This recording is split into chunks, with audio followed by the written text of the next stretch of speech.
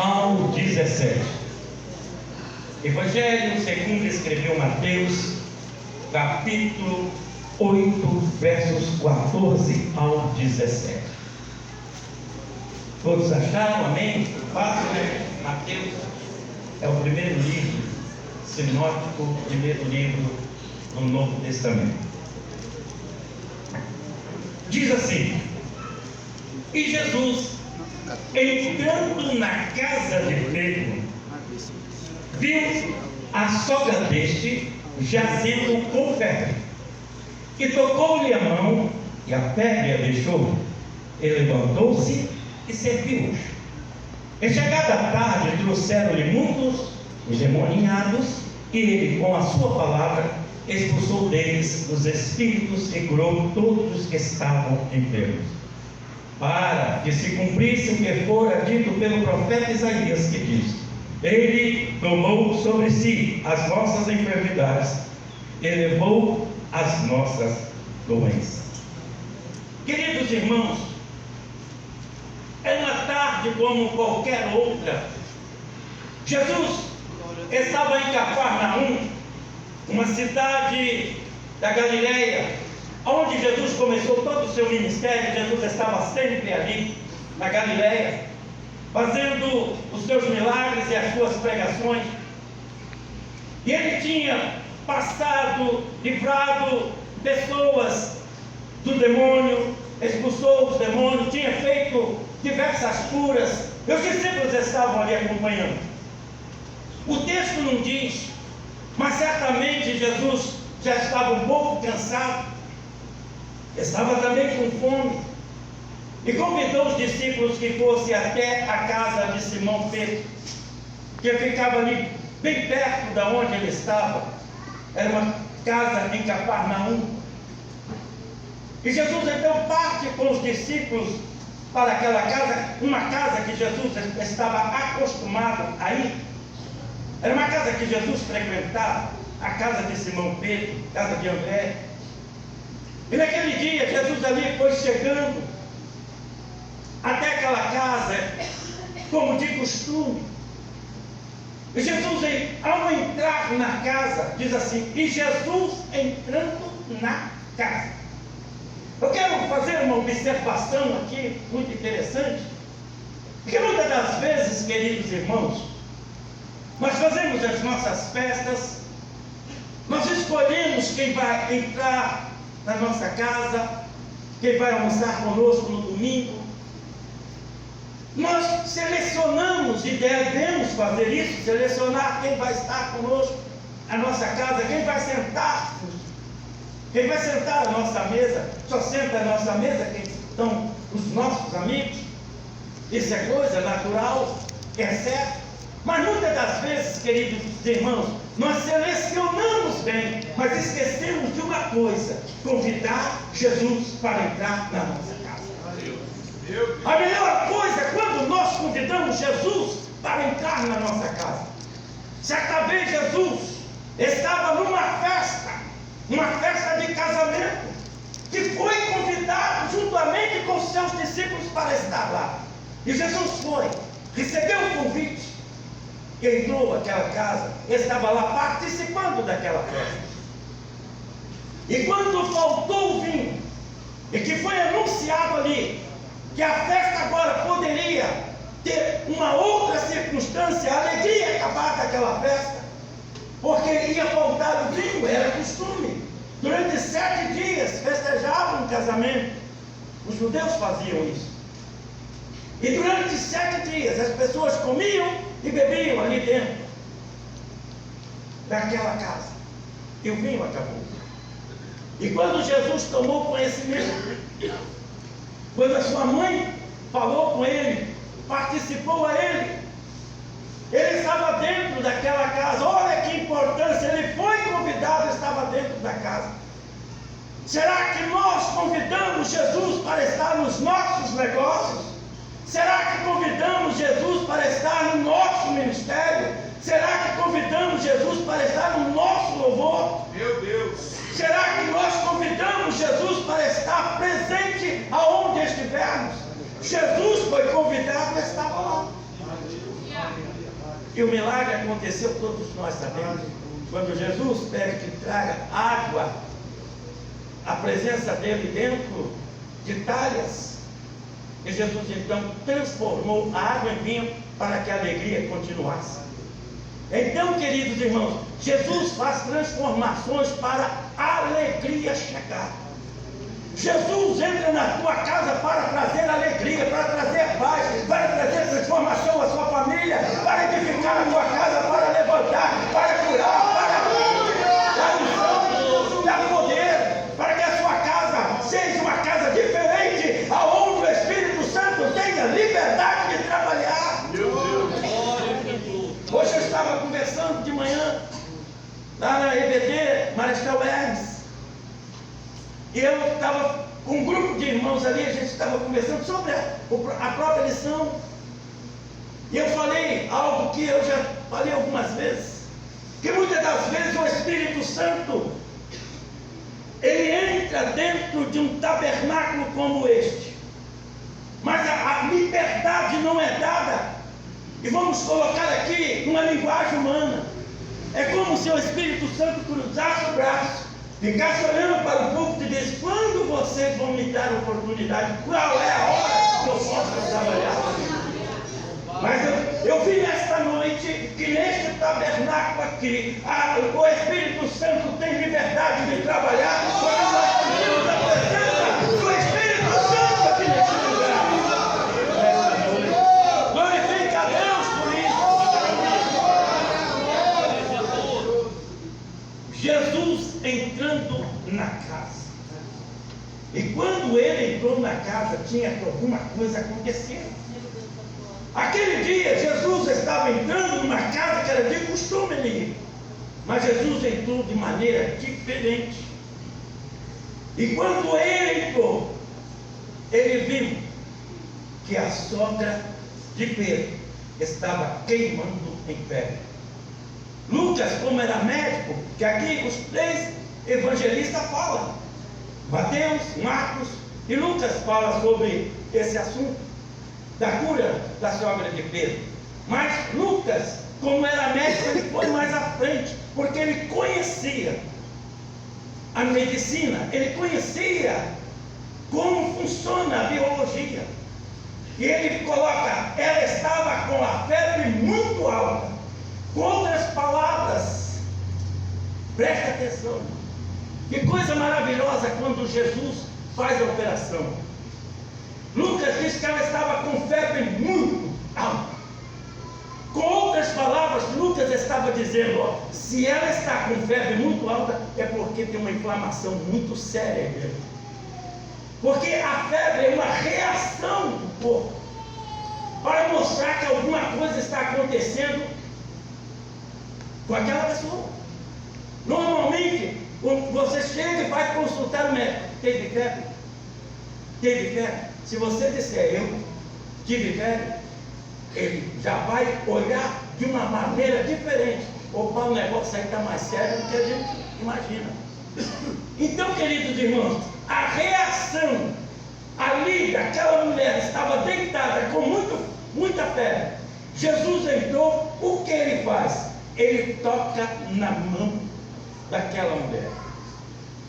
É como se ele dissesse para aquela mulher, tocando a mão dela, disse: eu estou aqui. Eu sou a firmeza. Eu sou o poder. Eu sou a transformação de vida. Eu sou a cura. E quando eu toco, é alguém, o milagre acontece.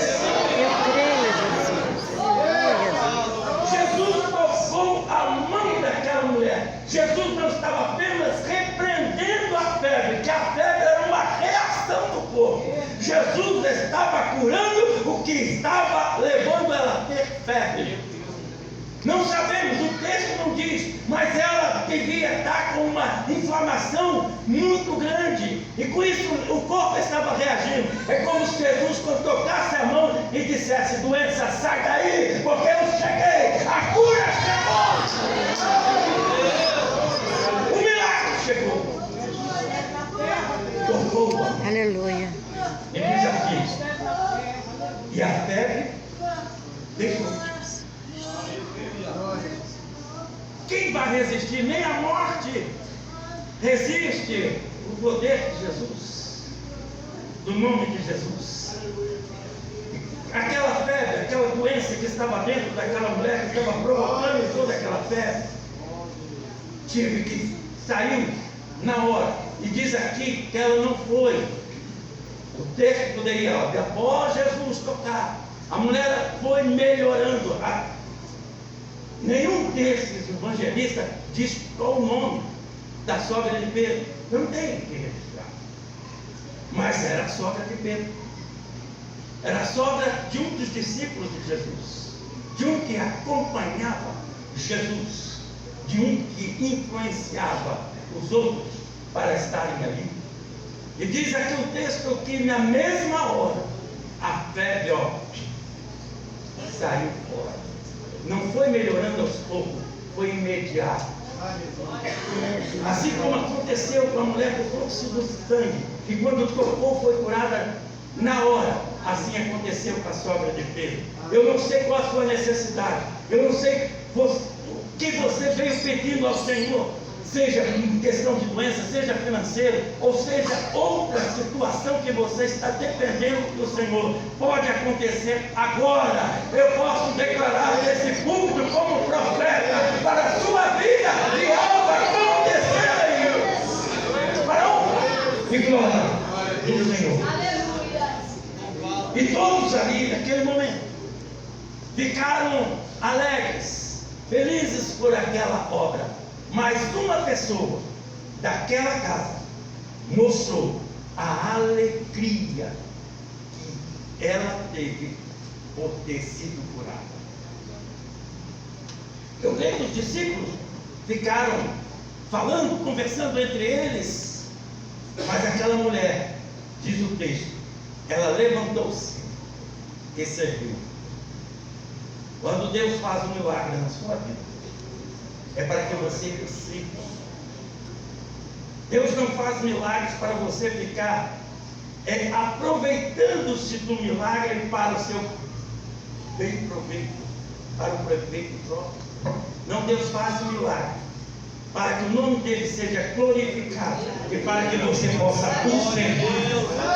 colocar sua vida na disponibilidade de servir a Deus. Ó Senhor, tu fizeste o milagre, eu estou aqui. Porque irmãos, tudo dele tem um propósito. Ah, mas Jesus teve propósito? Teve. Quando ele viu, era a mulher que ia servir. Se Jesus não curasse, ela ia ficar doente. Será que tinha alguns discípulos que sabia fazer arroz? Feijão? Se fosse eu, irmão, estava perdido, porque eu tenho horror à cozinha. Eu já falo para ela, eu faço tudo. Lavo casa, lavo banheiro, passo roupa, mas não me chama para a cozinha. Não consigo, irmão. Eu não consigo. Se eu for fazer um arroz, meu Deus do céu.